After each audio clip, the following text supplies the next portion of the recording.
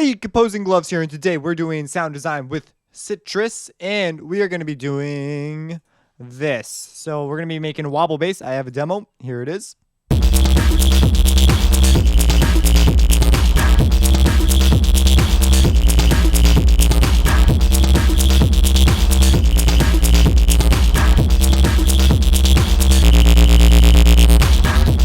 So without all the extra, drums and stuff, it sounds like this.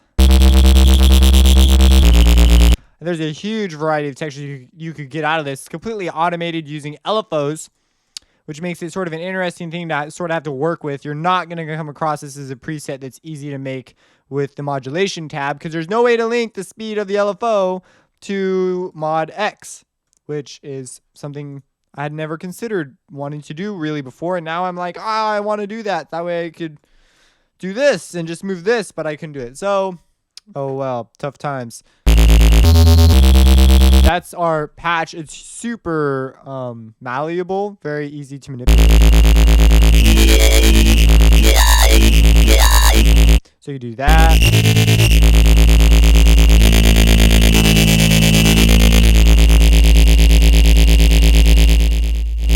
So what is going on here? What have I done? We're going to make a patch like this, so like hold your boat.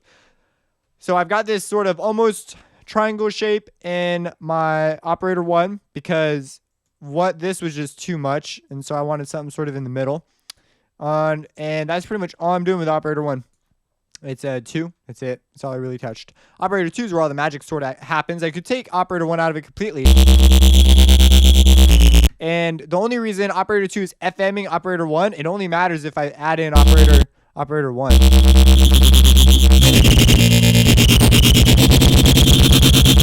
Now, if you're curious about why that behavior is the way it is, it has to do with low ratios, but I'm not using low ratios. So it's just weird. Okay, it's weird because of the distortion.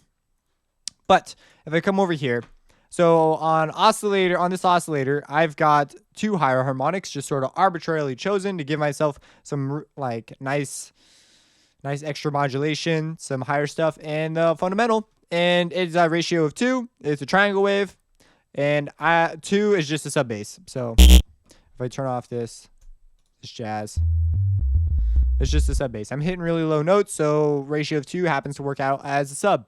So on 1 and 2, one's not coming out at all unless I put it out through the filter, which is going out filter 1, and 2 is coming out. 2 is FMing 1 by just a touch. Moving this relationship changes the high harmonic information.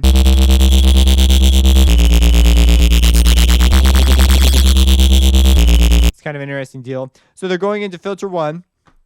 Okay. I guess I should explain the Lfos. So I've got an Lfo going here, and it's running through the automation I have playing right now. The Lfo is moving its speed around. It'd be kind of interesting if you skew it, you could triangle wave. If I turn that off, and I need to turn the wave shaper off, you get that. And if I turn on 1 now if I turn on, as soon as I turn on the wave shaper, I have my tone back because it's distorting. If you're not familiar with what a wave shaper does, it takes signal. You should be familiar because I have video and FL12 effects on wave shapers. But it takes signal and shoves it to its maximum and minimum possibilities depending on how you draw the curve in. So it's taking that bass tone and just blowing it up. As a result, it adds high harmonic content. So you're essentially controlling which frequencies get shoved up and down, which will add high frequency components to your signal. And it's a bit interesting because you can control the oversampling over here, which can change things as well, which the regular wave shaper and FL can do that too. So I have the wave shaper on, which is making a world of difference. And if I turn off the Lfo on the wave mix, the Lfo does almost nothing because this wave mix is shoving it so far up and down that this is happening after this has been volume automated. Well, because I'm volume automating this, right? Well, the volume automation, the push from the wave shaper is so great that it simply does not matter if I Lfo that. So I had to Lfo this as well. When I had it off and I had my other things on with a tiny bit of distortion, I got a very, very different tone, which we'll probably come across when I'm building it. Maybe not. So I the LFO, the main LFO sound you're hearing is this LFO moving around. That's what you're hearing. The sort of da da da da da da da da da da. But it's still got that straight tone type feel, but with a solid backbeat because this LFO is creating the amplitude. So it's this weird thing where there's like sort of sub rhythms going on. So with it all on, and filter 2 doesn't need to be putting out anything, doesn't matter.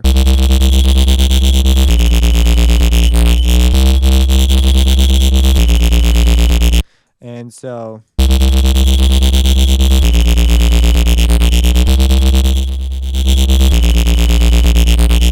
also that straight tone also comes from the operator. So let's make something. Let's make it.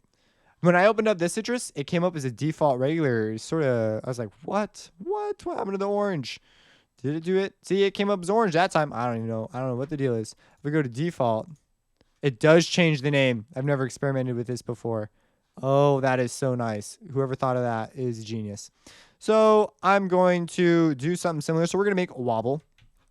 What the heck? We'll take the same wobble. So we're going to copy it and paste it. And we're going to come into this wobble and get rid of it to be safe.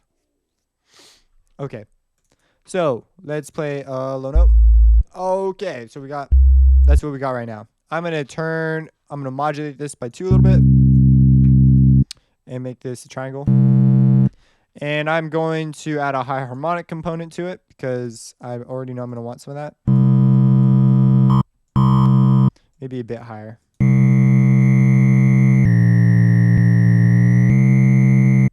Okay, cool. So now I'm going to send this to the filter. Actually, you know what? First, let's set up the LFO. So I'm going to control the LFO of the volume. I'm going to control the modulating level of the volume. Well, the entire operator technically, but as a side effect, it'll do this as well. And it's going to control this, which will cause 1 to gain a rhythm, which is what I did in that other one. But it's just easier to explain when I'm actually doing it. So we're going to come over to the LFO, turn the envelope off. I don't know why I turned that on.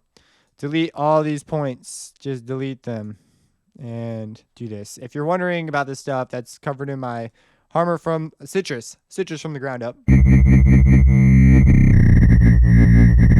So let's automate this, create an automation clip, and as you can see, I settled on something somewhat like that. So I don't want my rate to be. So we're going to do that, and then we'll get a bit faster, and then we'll go back to our original, or pretty darn close. I'm not being super particular. Slower, slow down, back to regular speed.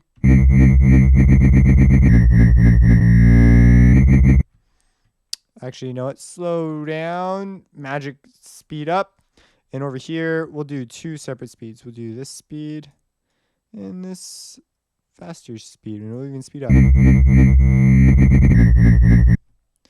It's not that great.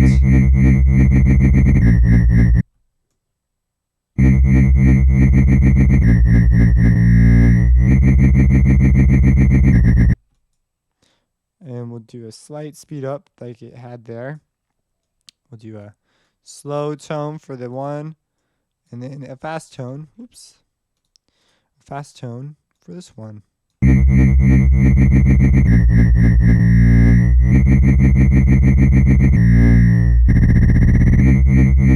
So whatever, that's good. So we have our sort of high harmonic. You can hear it modulating. So this is all great and dandy. Things change though when I turn this off. I send it only 2 to filter 1, and I route out 2. I didn't talk about the filter on that either. See, it's just better to work with to make one. So I'm going to turn on the wave shaper. Whoa, we get our low shape again. It's like this magic just happened. Cool. So if I turn this up even stronger though, it's like my modulation doesn't even exist. And so what I'm going to do is I'm going to go to my wave mix. I'm going to turn its LFO on, and I'm going to set up a stagnant LFO. You could try messing with this on your own and create something sort of interesting, but I don't want it to be slow, and I want it to be tempo synced. So imagine my project. Now we got this like almost a Reese.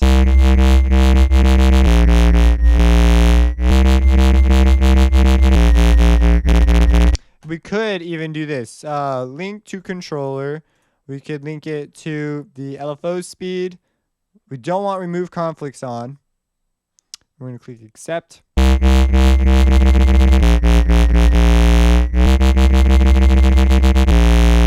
So now they're both linked up. So now you could use this one automation clip to control them both, which would be an interesting deal. Let me make sure I hooked it up to the right pitch one. Yeah, I did. Okay, cool. Now on the filter, so that's pretty cool shape right there, but we also have the option to use a filter. And I'm using the the state variable filter, solid state variable. Oh my. That was dramatic. So what's interesting about this is our high end's pretty much disappeared, but that's just because we have the high filters on. So now let's also add in, and when we add in 1, we'll get our high harmonic back. So operator 1.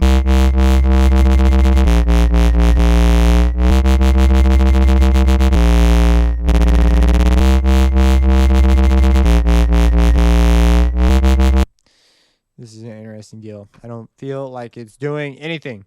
It's because it's off. There we go. And there's our high stuff again. Oh, geez. That's kind of unusual. It adds the high. It's because I have resonance on.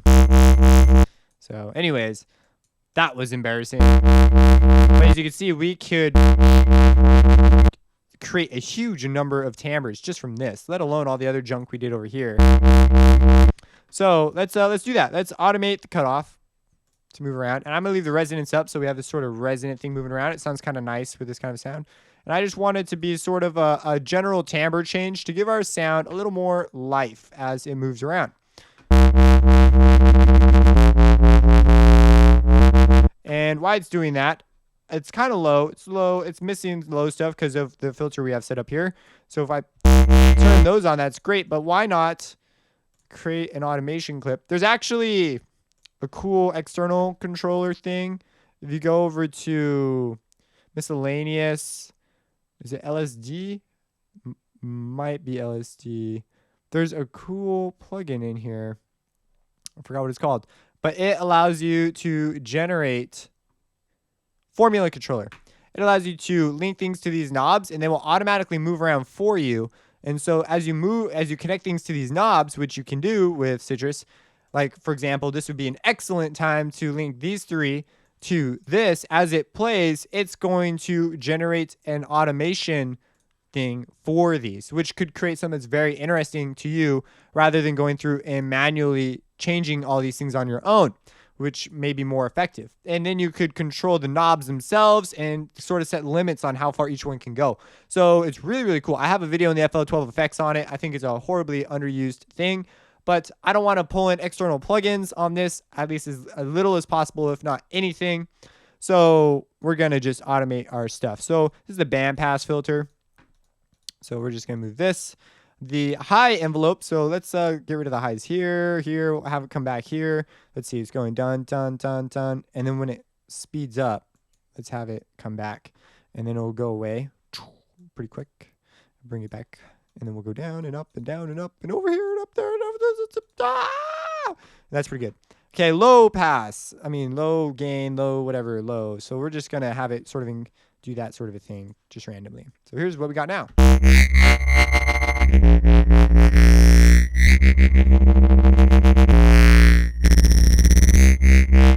So it's an even more dynamic sound than what we had originally because I didn't mess with that to that degree. So you can see huge options here. Like, whoo, man, bro, dude. Like, so that's a basic wobble. So that's a wobble. Some people will use their wobbles as simply just, they'll do this. Let's go to the Sytrus. Another one. So to do their wobbles, go to default. They will create something. So we got that low tone. We'll do the same exact thing we just did. So we'll send it to filter 1. We won't even bother setting up an LFO because this is a different type of wobble. So we're going to take out, route it out, turn on the wave shaper. They'll do something like that. They'll go to a bandpass filter. Whoops, that didn't matter.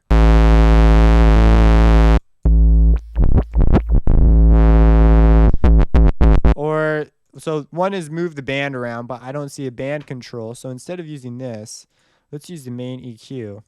And we're going to duck, and we're going to create a peaking filter. And we can control our bandwidth here. So there we go. I've just used the bandwidth on this then.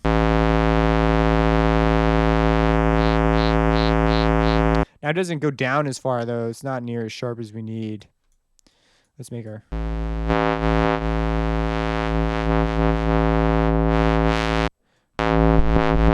So you can automate these and get like a wah wah wah wah effect, or let me undo that. Let me come over here, or you could choose to use instead a low or high pass filter. What the heck, man? Oh, I think the wave shaper is after the filter. So let's just...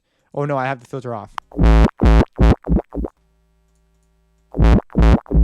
And they'll do stuff like that. They'll just use filters. So this is turning out to be a much worse example than I had anticipated it being. But you guys know what I mean. So they'll just use a filter of some kind as opposed to what we did over here. And so let me just do this. Let me grab this. It's going out. I'm going to just use an external filter for now because I can do that. So I'm going to look up free filter. This is like my favorite filtery type filter plugin.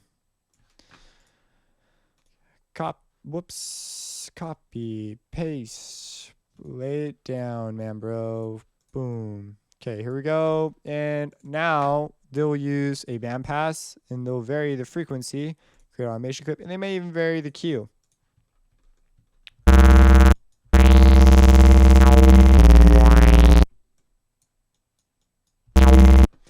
I'm getting a weird... Did I put down the right one? Cut that. So there we go.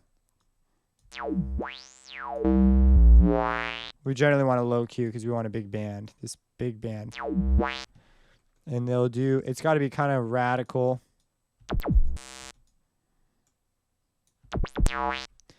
You can create some interesting wobbles using stuff like this as well. So you go bow wow.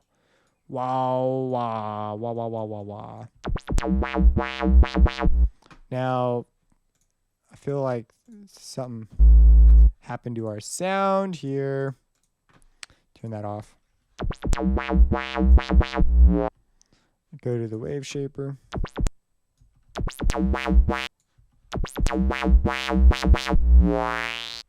So then what we could do is after that, this is a little bit of post stuff. Another way of sort of going about it.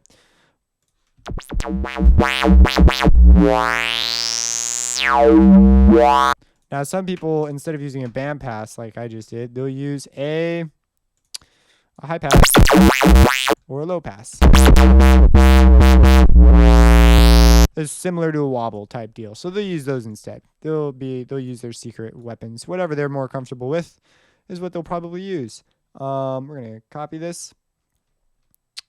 And so I personally like this one more just because I made it with that in mind instead of messing with the other filters and things. But if I unmute the drums,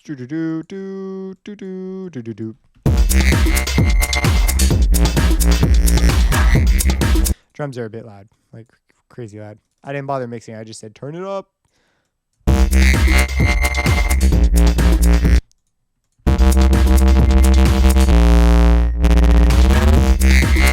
And of course, these things would have to be really touched up and made like exactly the way you want.